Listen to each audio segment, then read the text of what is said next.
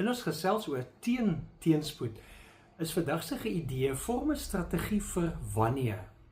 Wanneer mens teenspoed ervaar, het jy dikwels die gevoel, dinge voel buite beheer. Dit voel asof die lewe op sy eie stoom aangaan. Dit voel selfs asof jy nie meer hoop het nie. Maar dis nie die volle waarheid nie.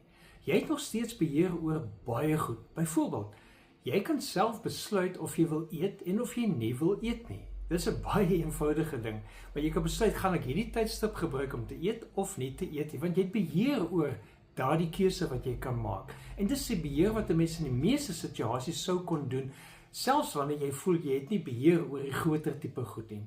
En deesdae het ons nog die voordeel, ons kan die internet vra, wat kan ons doen in 'n sekere situasie?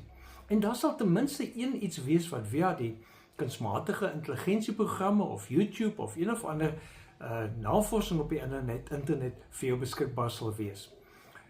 Ek het selfs vir 'n vriend wat bekommerd was oor sy gesondheid gesê, laat hierdie kunsmatige intelligensieprogram, ChatGPT, laat dit jou resultate wat jou bloedtoetse en dokter vir jou sê en alles, laat dit evalueer en kyk waar jy uitkom. Maar die ironie is toe raak ek nog meer moedeloos, want hy het nie die volgende vraag gevra nie. Want die volgende vraag is dat jy vir die program moet vra, tree op soos die beste mediese spesialis of kenner in die wêreld en gee vir my 'n plan wat ek moet eet, wat ek moet vermy, wat is my leefstyl wat ek moet handhaaf, wat my lewe sal verleng. En gee dit vir my vir die volgende 6 maande met die oog op die volgende aantal jaar, dat ek as 'n leefstyl dit kan inoefen.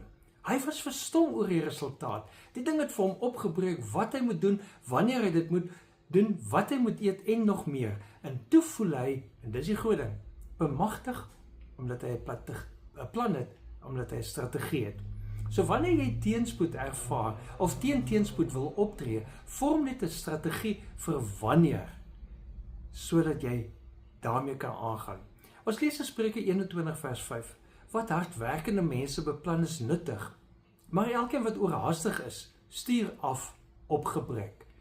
En die dilemma's is mens teenspoed het, wil jy so haastig as moontlik optree, so dikwels tree ons oorhaastig op, terwyl ons hier moet hoor, dat die Here ons verseker, hardwerkende mense werk met 'n plan, en die Here seën daardie plan, want dit is waarmee ons 'n strategie het om teenspoed op te tree. Leef geïnspireerd.